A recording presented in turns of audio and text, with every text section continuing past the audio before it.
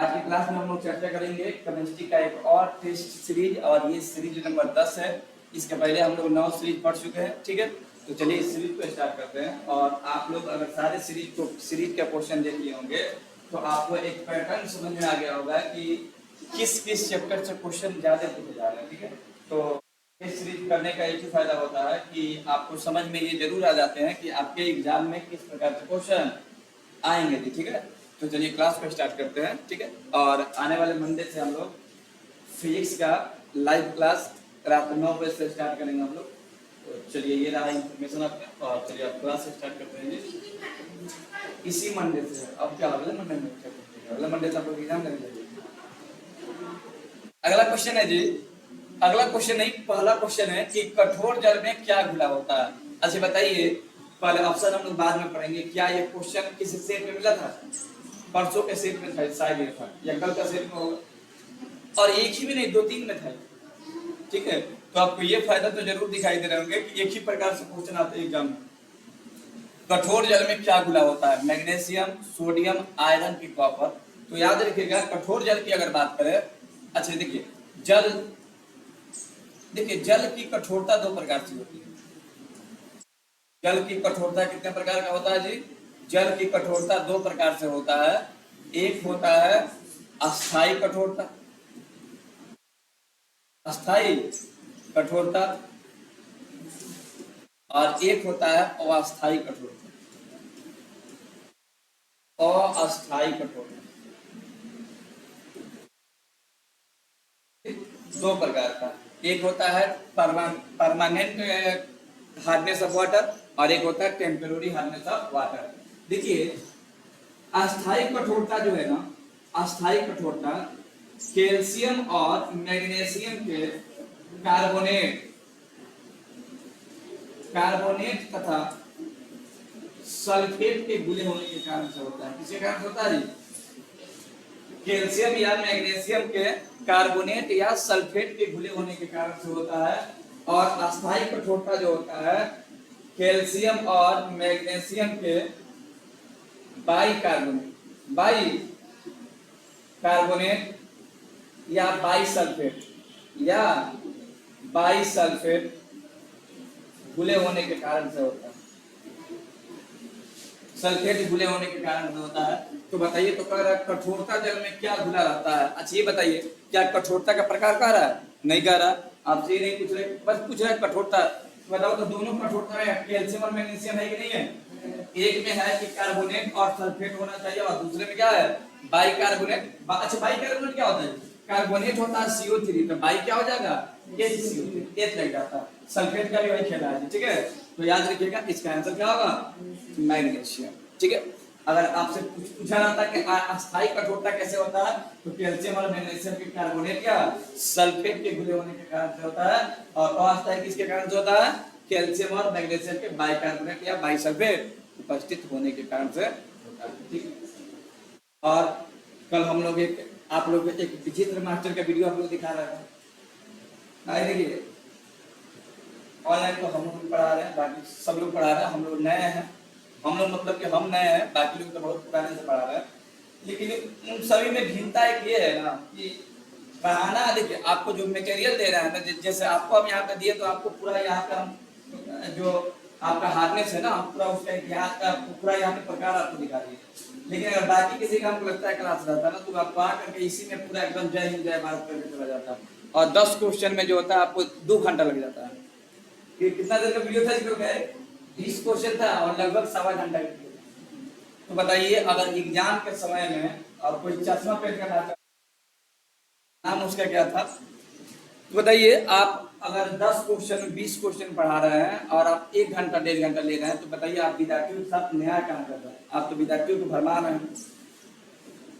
तो देखिए जितने लोग भी पढ़ा रहे हैं, हम तो नए हैं, लेकिन बाकी जो लोग पुराने हैं उन लोग तो सलाह यही है कि आप जो पढ़ा रहे हैं पढ़ाइए, लेकिन अब भरमाने वाला काम मत करिए कि 10 क्वेश्चन पढ़ाइए, अब पूरा बवाल बांधिए, बेफजूल का बात बताइए, और 10 क्वेश्चन में आप 1 घंटा 2 घंटा का वीडियो बना दीजिए। बताइए लड़का जो है, लड़का तो यही समझ रहा है ऑफलाइन तो पढ़ने नहीं मिलता, नहीं ऑनलाइन ही मिलता है, तो कहीं ना कहीं आपसे पढ़ेगा या हमसे पढ़ेगा। तो अब ऐसा नहीं है कि हम लोग जब उसका माध्यम बने, तो ऐसा नहीं है कि हम लोग बच्चा सबके भविष्य के साथ खिलवाड़ करें, 10 क्वेश्चन 20 क्वेश्चन बना करके 2 घंटा 3 घंटा लगा दिया, पूरा प्रचार अपना करते रहें। अगर हम लोग सही से पढ़ाएंगे तो प्रचार करने की आवश्यकता नहीं पड़ेगी। और हम लोग जो होता है देखिएगा, अब मेरा भी चैनल पे जो होता है आपको लगातार वीडियो देखने को मिलेगा, लगातार और सही तरीके से वीडियो, ऑथेंटिक वीडियो आपको आ जाएगा। तो अगर आप नए हैं इस चैनल पे तो चैनल पे जरूर बने रहिए, ठीक है। चलिए अगला क्वेश्चन देखिएगा, ये भी बड़ा शानदार क्वेश्चन है।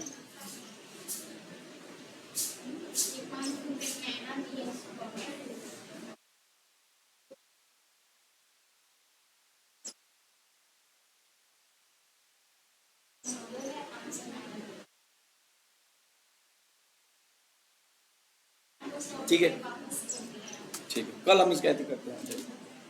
चलिए अगला क्वेश्चन देखिएगा, अगला क्वेश्चन है कि एनटीपी पर 20 ग्राम की अब यहाँ पे नाइट्रोजन का आयतन क्या होगा, ठीक है।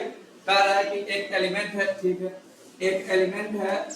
अब ये थोड़ा सा क्वेश्चन आपको थोड़ा सा सही नहीं लग रहा है, नाइट्रोजन है, या तो N2 लिखना चाहिए कि नाइट्रोजन N के रूप में तो होगा नहीं, किस रूप में होगा, N2 के रूप में होगा। तो कह रहा है कि बताइए एनटीपी पर 20 ग्राम अगर नाइट्रोजन दिया हुआ है तो उसका आयतन क्या होगा। अच्छा बताओ, किसी भी गैस का आयतन एनटीपी पर कितना होता है, 1 मोल का। आपके लिए मोल चाहिए ना, अगर मोल आपको पता होगा तो 1 मोल का आयतन कितना होगा, 1 मोल का आयतन होगा 22.4 लीटर। तो सबसे पहले आप मोल निकालो, क्या निकाल लो, मोल।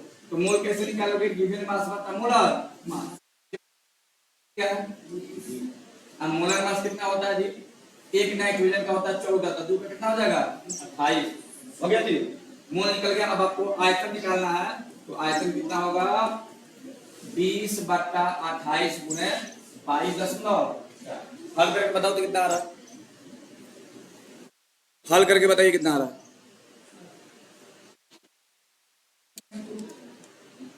कितना आ रहा जी, हेलो, हाँ बढ़िया।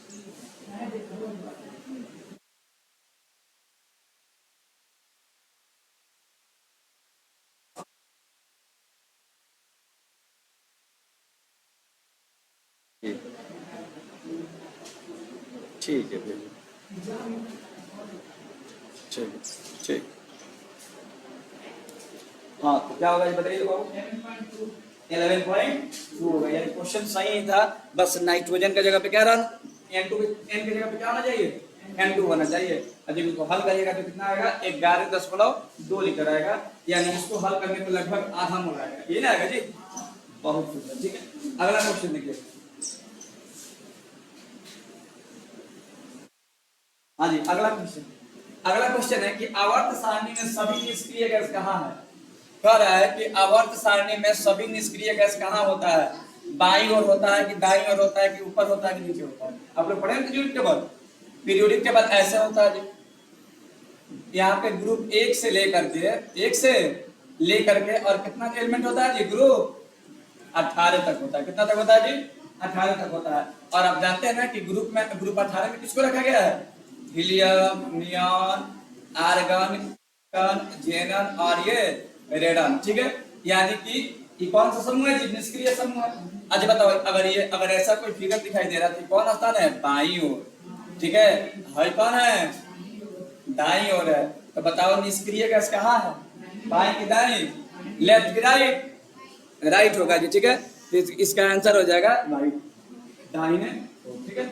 ले अगला क्वेश्चन देखिएगा, याद रखिएगा एक और बात कि ग्रुप 18 को हम लोग जो ग्रुप भी कहा करते हैं, कौन सा ग्रुप कहते हैं, ग्रुप 0। लेकिन ये कब तक था, 0 कब कहा जाता था, किसके समय में, मेंडल। और ग्रुप 18 कब बोला गया, मुस्लिम समय में। अगला क्वेश्चन बताइए, कह रहा है कि बताओ किसका ऊष्मीय मान सबसे अधिक होता है, ये तुमने महसूस किए हो, ठीक है, बस खाली इसको बता देना है। क्वेश्चन है कि बताइए कि किसका ऊष्मीय मान सबसे अधिक होता है, पानी का, भाप का, कि लकड़ी का, कि बर्फ का। बताइए किसका ऊष्मीय मान ज्यादा होता है, बताइए किसका होगा,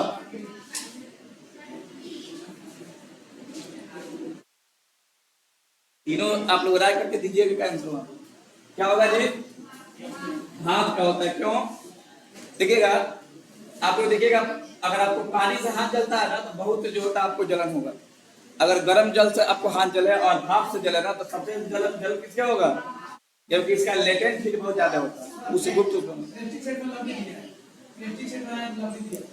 छोड़िए ना प्रैक्टिस से, प्रैक्टिस से लिखा कौन है?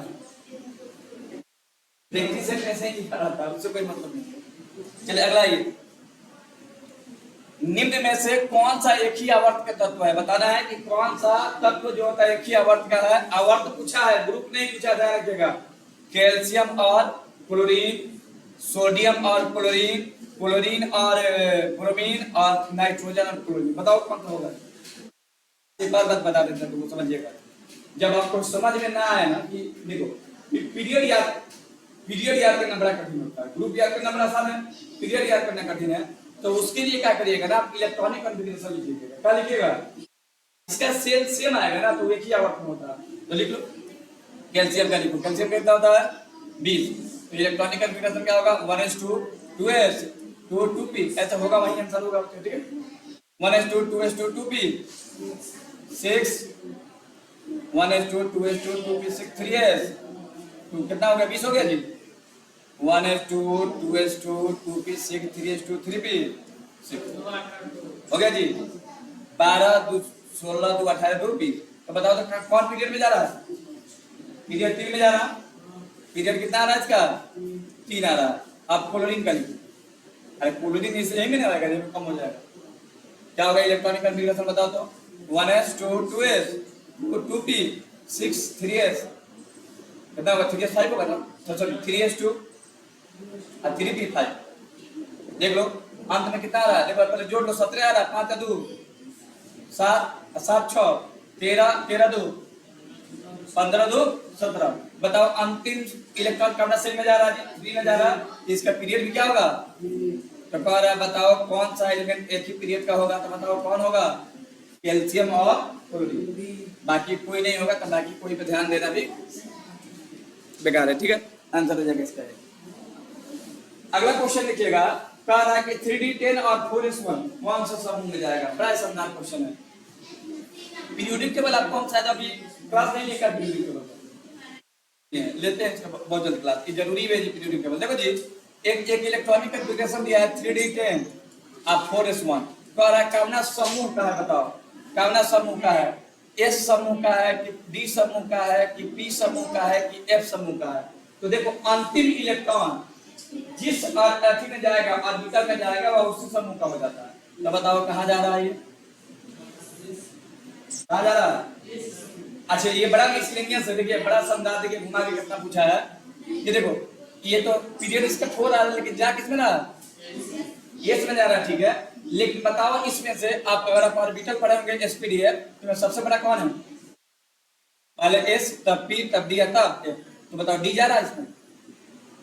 सॉरी डी यहाँ है, डी में जा रहा है। देखो तो ध्यान से देखो तो, इसलिए कौन सा समूह का होगा? और मान लो किसका है? बड़ा शानदार क्वेश्चन है। ये किसका इलेक्ट्रॉनिक कॉन्फ़िगरेशन है जी? कॉपर का। किसका है बाबू? कॉपर का।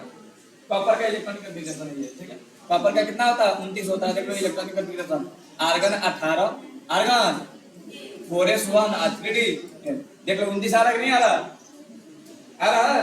तो ये किसका है? D blood. देखो इसमें से बहुत लड़का कंफ्यूज हो जाएगा कि अंतिम कहाँ है? एस है ना, एस के साथ, लेकिन एस नहीं होगा। क्या होगा?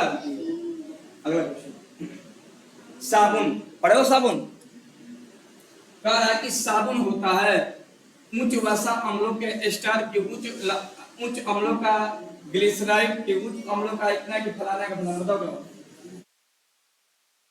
बताओ क्या होगा? हेलो हाँ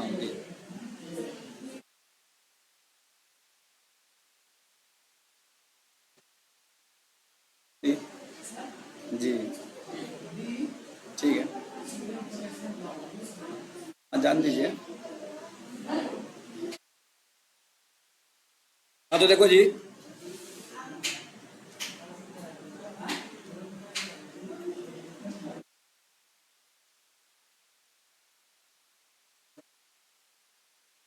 चलिए तो बताओ क्या होगा? उच्च वसा अम्लों का एस्टर होगा कि उच्च अम्लों का ग्लिसराइड होगा कि उच्च अम्लों का हाइड्रोक्साइड कि उच्च अम्लों का सोडियम पोटेशियम होगा? इसके आंसर होगा क्या जी? साबुन क्या होता है? उच्च वसा अम्लों के सोडियम या पोटेशियम लवण होता है। तो देखो जी, जैसे देख लो C17H35 COON, इसको बोलते हैं सोडियम सोडियम एस्टिरेट है। C15H31 COON, इसको कॉमिटेट कहते हैं। C16H33 COON, इसको सोडियम, देखिएगा ये तीनों साबुन है। ये तीनों क्या है जी?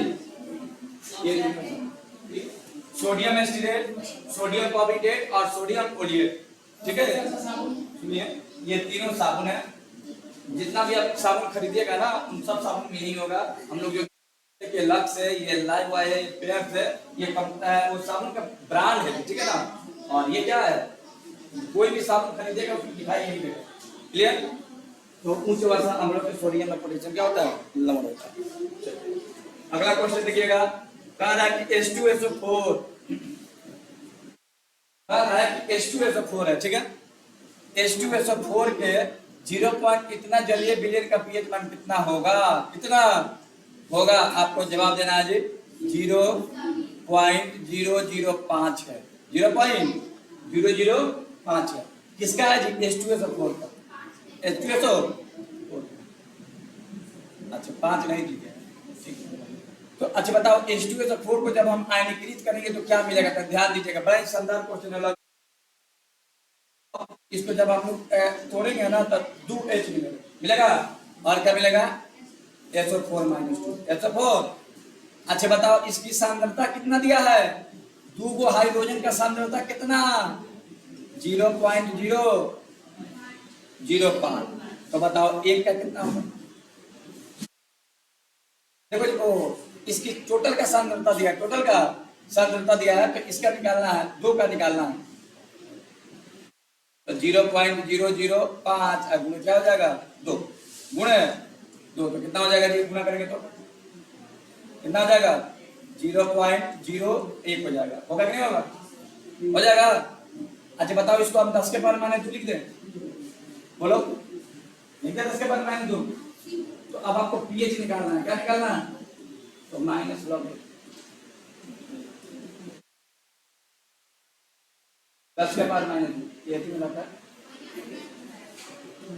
दो कूदेगा और लॉग 10 आवाज बढ़ जाएगी। लॉग 10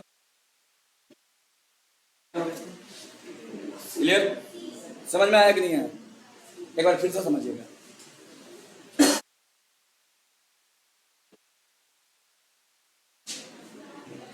देखिए, इसको तोड़ने पर ना 2 मोल हाइड्रोजन आएगा।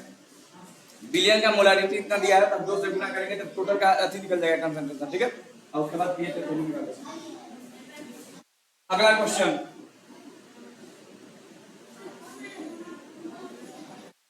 कह रहा है कि वांडर वाल नियतांक के लिए कौन सा सही है?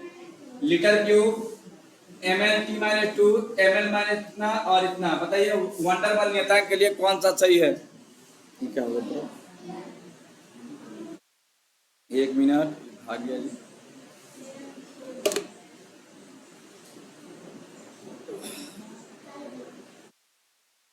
ये क्वेश्चन कहाँ से है? तो 11 से क्वेश्चन है ये। बताओ क्या होगा?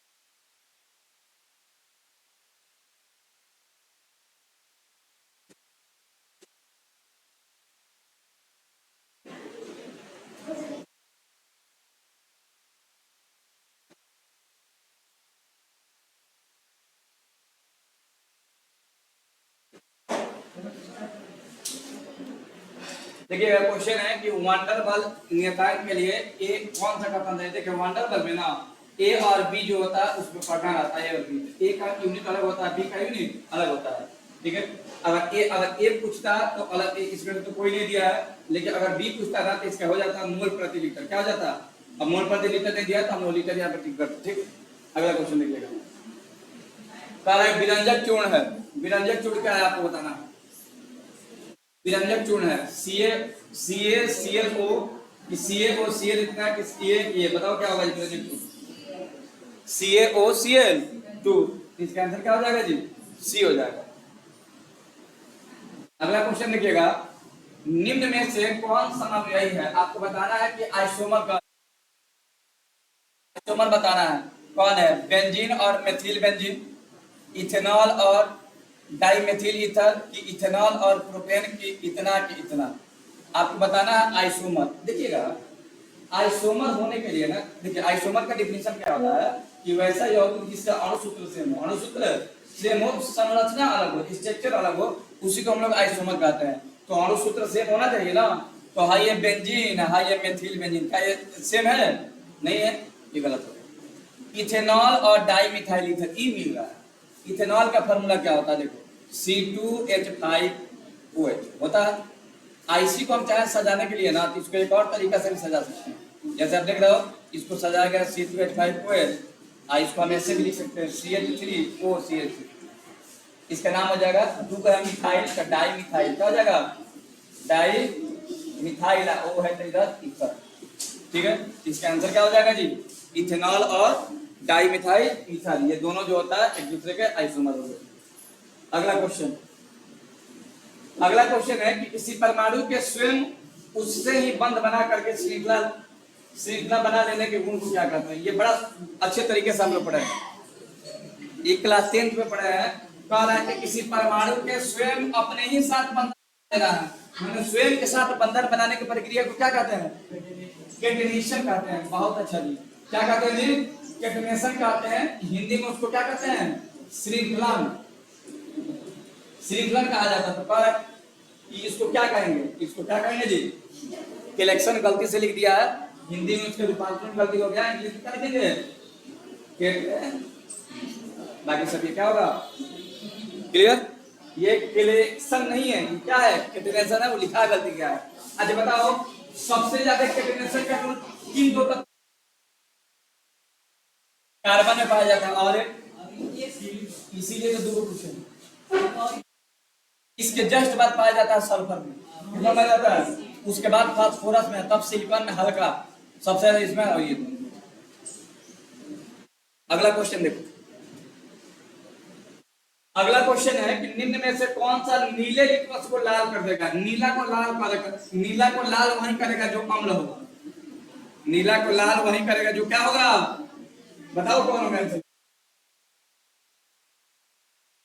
ये होगा, इसको एल्डिहाइड कहते हैं। क्या कहते हैं जी?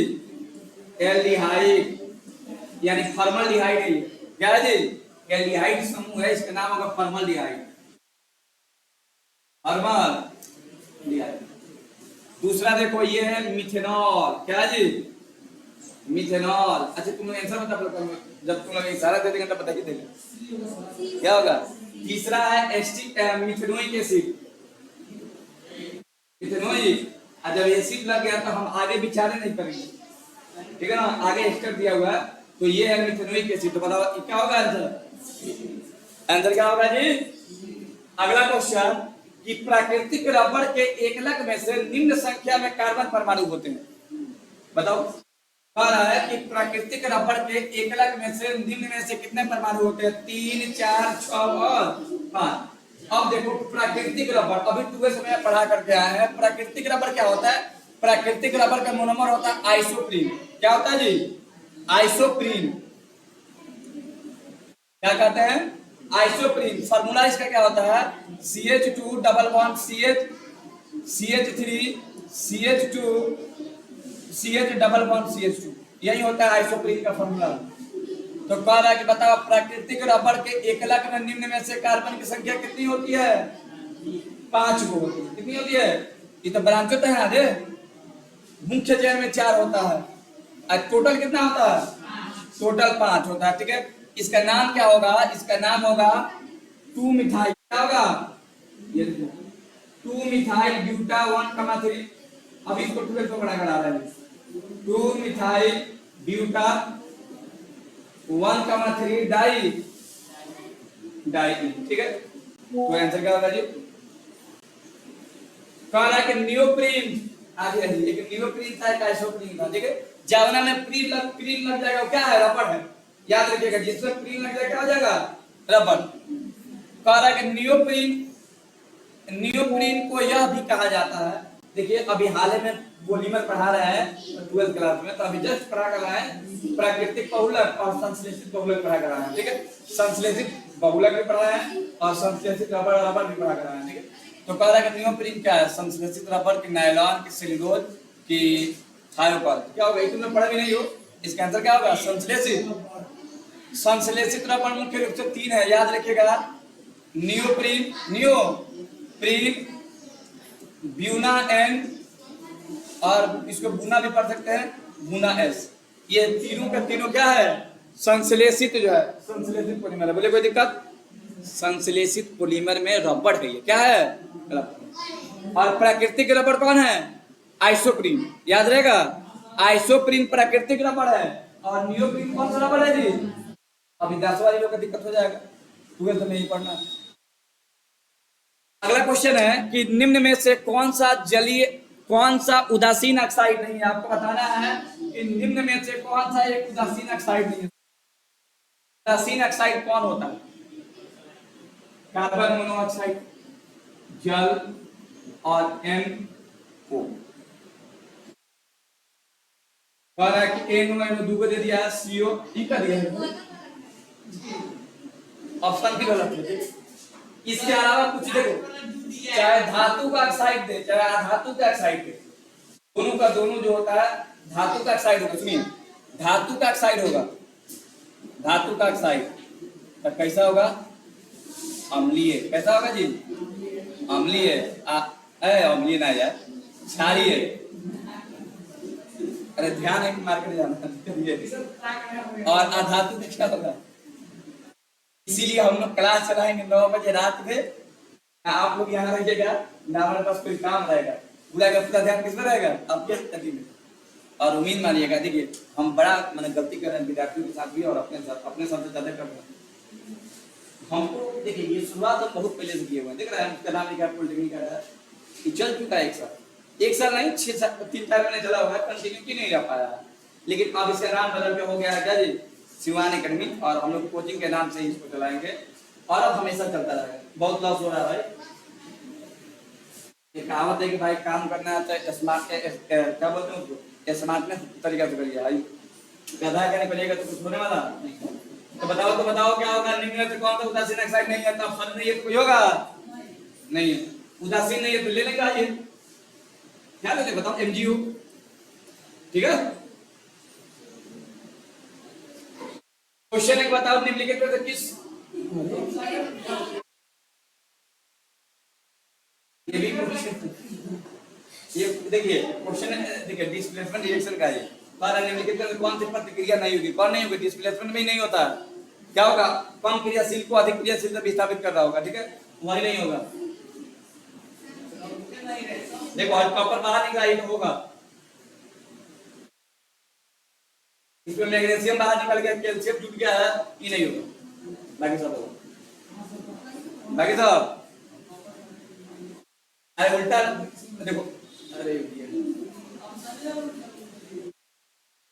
चलिए सही कर देते हैं। क्वेश्चन है कि निम्नलिखित में से किस पर धनायन है? पहला ऑप्शन है ए नंबर ऑप्शन अल्फा।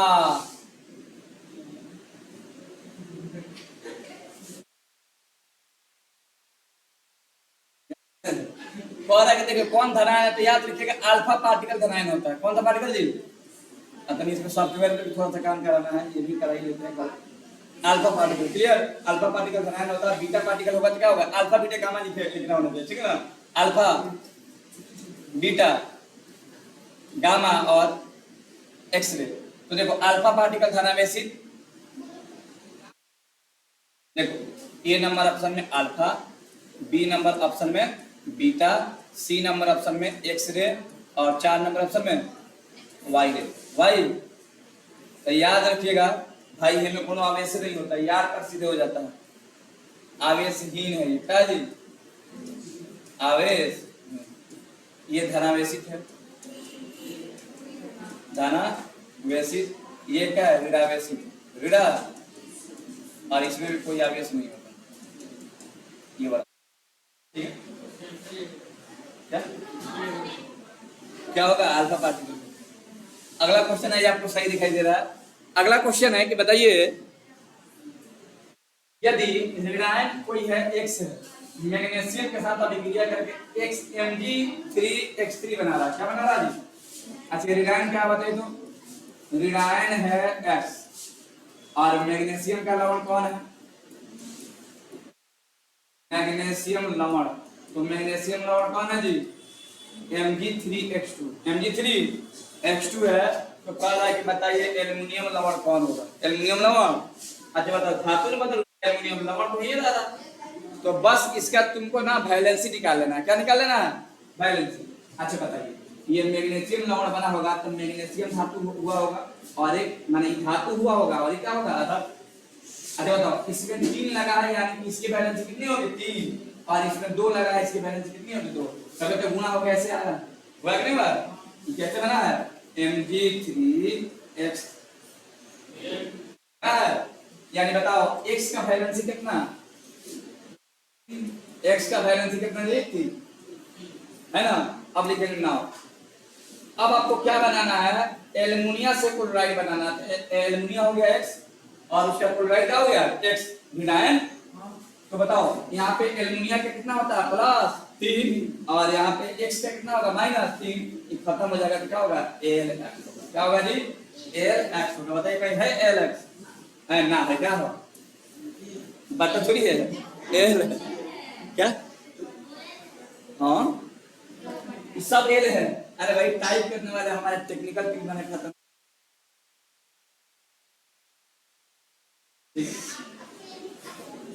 अगला क्वेश्चन, निम्नलिखित में से किसका आकार त्रिपालीय होता है? ट्राइगोनल, त्रिपालीय। H2O का नहीं होता, इसका नहीं होता, NH3 का होता है। किसका होता है जी? NH3 का। अभी बाबू सर आकार कैसे निकालेंगे?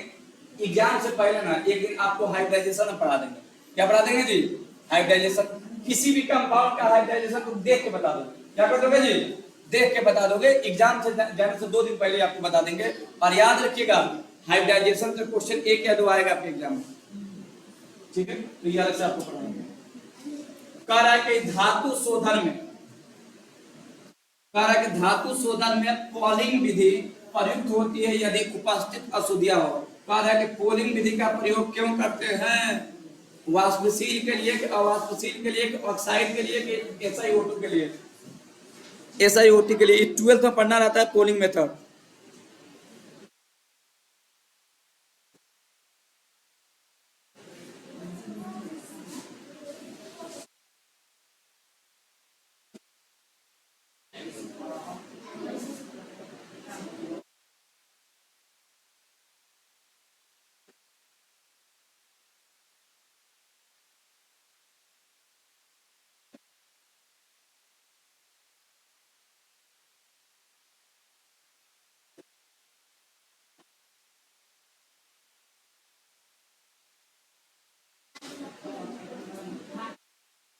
देखिएगा जी, सबसे पहले जानिए कि पॉलिंग मेथड में ना हम लोग या तो कॉपर का या तो टीन का जो है रिफाइनिंग करते हैं, शुद्धिकरण करते हैं। और इसमें किस प्रकार का शुद्धि रहता है? ऑक्साइड रहता है, सिलिकॉन नहीं। सिलिकॉन तो जनरल सब में होता है। ठीक है, इसमें लोहा का ऑक्साइड उपस्थित रहता है, उसी को हटाना रहता है। आंसर क्या हो जाएगा जी? ऑक्साइड, धातु करते हैं। चलिए अगला क्वेश्चन, जिप्सम क्या है? जिप्सम का फार्मूला पूछा है और आप देख रहे हो ना कि सभी सेट में कम से कम 1-2 फार्मूला पूछा जा रहा है। जिप्सम का फार्मूला होता है, बताओ। ये होता है कि ये होगा कि ये होगा कि ये होगा? क्या होगा? नहीं, ये नहीं होगा जी, मैं टू दिया। जिप्सम, जिप्सम का देखिएगा, इसको पोप कहते हैं। क्या कहते हैं जी? प्लास्टर रखने में, प्लास्टर ऑफ पेरिस से जिप्सम बनता है। ठीक है, तो प्लास्टर ऑफ CaSO4 × ½ इसका होता है। अगर CaSO4 × 2, अच्छा बताइए 2 होने जाएगा तो बट्टा हो जाएगा। इसमें भी 2 दिया है।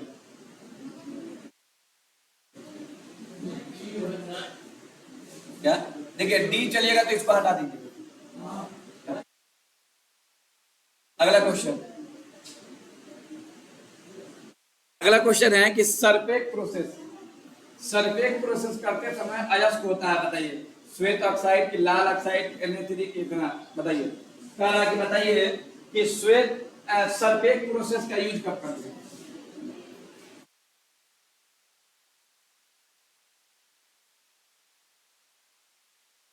देखिए, आपको पढ़ाया जाता है कि जब हम लोग एल्युमिनियम का शुद्धिकरण करते हैं तो शुद्धिकरण करते समय वहां पे देखते हैं कि अयस्क में किस प्रकार की अशुद्धि उपस्थित है।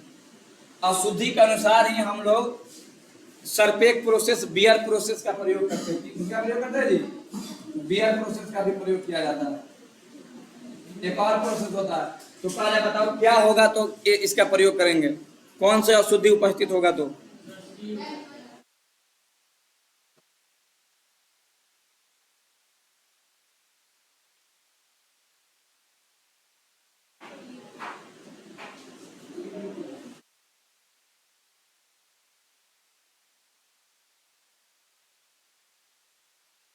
देखिए, सरपेक प्रोसेस का प्रयोग तब करते हैं ना जब सिलिका के रूप में ऑक्साइड उपस्थित, यानी कि आंसर क्या हो जाएगा?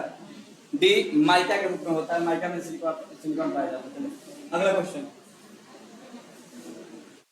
अच्छा देखो क्वेश्चन, ऐसा पूरा क्वेश्चन डाला। अगला क्वेश्चन, मिश्र धातु सोल्डर। सोल्डर के नाम सुने आप लोग? इसको टाका के नाम से भी जानते हैं। कई बार पॉलिटेक्निक में ना सोल्डर ना लिख के टाका लिखता है, भले हिंदी इंग्लिश में लिखेगा सोल्डर। सोल्डर निम्न में से दो मिश्र धातु होता है, किसका होता है? ऐसे ना, सोल्डर किसका बना होता है जी? ऐसे ना पीवी, कहीं दिखाई दे रहा है ऐसे ना पीवी? ऑप्शन नंबर क्या हो जाएगा? डी हो जाएगा, ठीक। अगला क्वेश्चन, निम्न में से कौन सा अयस्क मैग्नेटाइट है? मैग्नेटाइट है, बताइए। ये तुमको बताना चाहिए। क्या होगा इसका आंसर? होगा Fe3O। इसको मैग्नेटाइट कहते हैं या ब्लैक स्टोन भी कहा जाता है। Fe3O को मैग्नेटाइट है, ठीक है। और Fe2O3 को हेमेटाइट कहते हैं। ये सब किसका अयस्क है जी? लोहा का अयस्क। कह रहा है कि निर्वात में रखा एक श्वेत चूर्ण, कह रहा है कि एक पाउडर है, कैसा है जी? श्वेत है। कह रहा है कि निर्वात में रखा एक श्वेत चूर्ण बाहर निकाला गया जो कुछ देर बाद नीला हो गया। क्या हो गया? नीला हो गया। तो बताइए वो क्या होगा? क्या होगा? Copper sulphate. जब बाहर निकालिएगा ना तो नमी से वायुमंडल से क्या ले लेगा? जल। पाव को जल लेगा और बना का लेगा 4x5। इसको कहते हैं नीला थोथा। क्या कहते हैं जी? ब्लू विट्रियल है ये। आंसर हो जाएगा कॉपर। क्या होगा जी आंसर? कॉपर सल्फेट, ठीक है। अगला क्वेश्चन है कि निम्न में से कौन सा कठोर जल में भी वस्त्रों के निर्मल कारक का काम करता है? समझ में आ रहा? निर्मल कारक क्या होता है? निम्न में से कौन सा कठोर में भी वस्त्रों के लिए निर्मलन कारक का कार्य करता है? मैंने कहने का मतलब है कि आप जानते हैं कि कपड़ा धोने के लिए सॉफ्ट वाटर का यूज करते हैं। अगर कठोर होगा ना तो साफ नहीं करेगा, तो उसको क्या मिलाएंगे कि अधिक करने लगेगा, साफ करने लगेगा? सोडियम परमिटेट मिलाएंगे ना, तो साबुन हो गया। साबुन थोड़ी मिलाते हैं, क्या मिलाते हैं? सर्फ मिलाते हैं। सर्फ आप मिला दीजिएगा ना तो कौनो दुनिया के पानी होगा तो उसे साफ कर देगा, ठीक। सोडियम पोलिएट ये साबुन है, ये दोनों का है नहाने वाला, उससे आप कपड़ा थोड़ी साफ करते हैं। सोडियम डिकेटाइल सल्फेट, ये सोडियम स्टीरेट, तो हाइयो साबुन है। ये क्या है? आंसर क्या होगा? एक्चुअली इसका मतलब होता है सोडियम लैरिल सल्फेट। क्या होता है जी? आपको पढ़ाया होंगे 10th में जी। सोडियम लैरिल सल्फेट को अपमार्जक कहते हैं। क्या है? अपमार्जक है। अपमार्जक जब मिला दीजिएगा तो भुला जाएगा कि कौन सा जल है, सॉफ्ट है कि हार्ड है, धकाधक साफ करेगा। चलिए, इसलिए देखिएगा घर में मार हो जाता है जी। अपमार्जक, अपमार्जक बड़ा खेला है जी। क्या होता है कि नया नया अगर किसी का शादी हुआ है तो घर में देखिएगा बवाल हो जाता है। जो सासू माँ होती है घर में, तो घर में मार हो जाता है कि भाई देखिए कपड़ा अच्छा से हाथ से नहीं धो रही है, किससे धो रही है? सर्फ मिला के धो रही है। मैंने सर्फ जाते जाते डालिएगा ना तो कपड़ा ऐसे ही साफ हो जाता है। अरे कपड़ा सुन देखिए, कपड़ा साफ करने का प्रोसेस क्या होता है कि आप उसको रगड़िएगा नहीं तब साफ नहीं हो। क्यों? क्योंकि आपको बनाना रहता है मिसेल। याद आ रहा है कुछ बात? मिसेल पूरे में बनना है, आप मिसेल बनाते हैं क्या?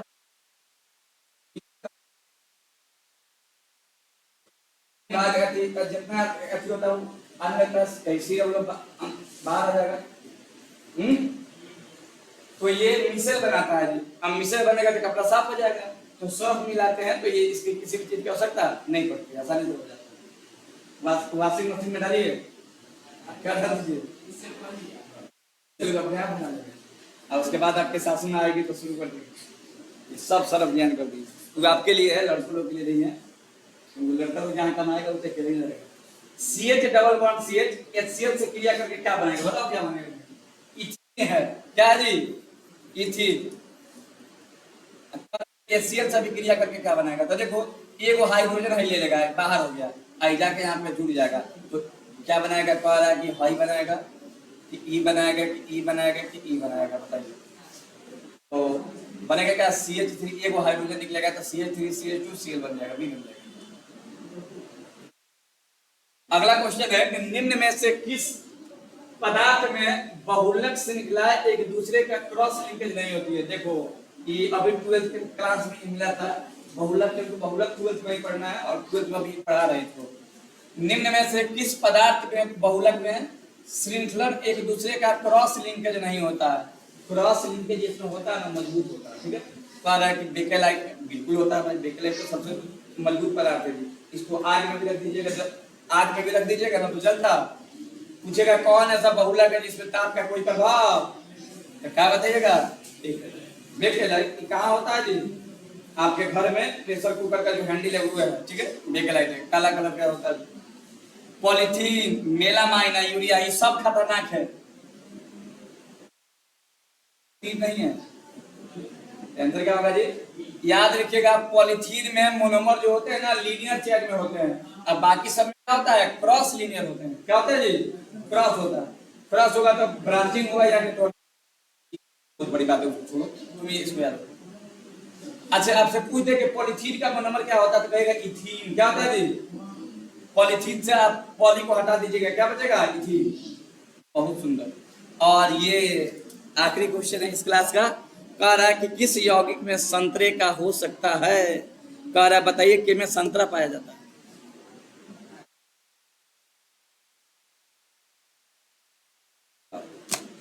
कह रहा है कि किस यौगिक में संतरे का हो सकता है? कहाँ गया जी?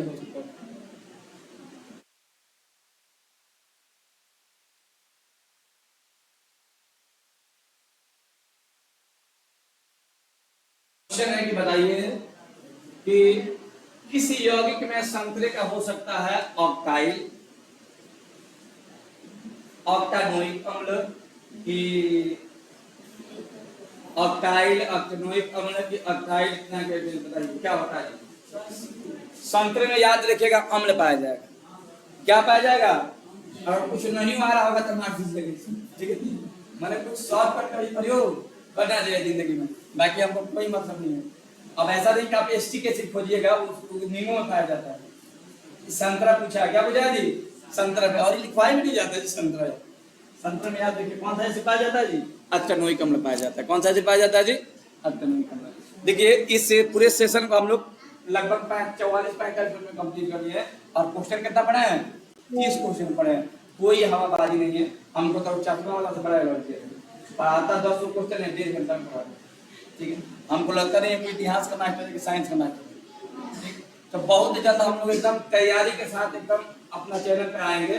जो भी नए लोग हैं चैनल को सब्सक्राइब कर लीजिए और डेली, अब तो हम लोग लगातार इस चैनल पर उपस्थित रह रहे हैं। अब कल नहीं परसों से, मंडे से 9 PM में हम लोग लाइव क्लास जो होता है 1 घंटे के लेकर आएंगे, 1 या 2 घंटे का, ठीक है। तो आप लोग उपस्थित होना ना भूलिएगा, सभी लोग उस समय आइएगा। चलिए तो आज का क्लास यहीं पे होता है समाप्त, मिलते हैं कल।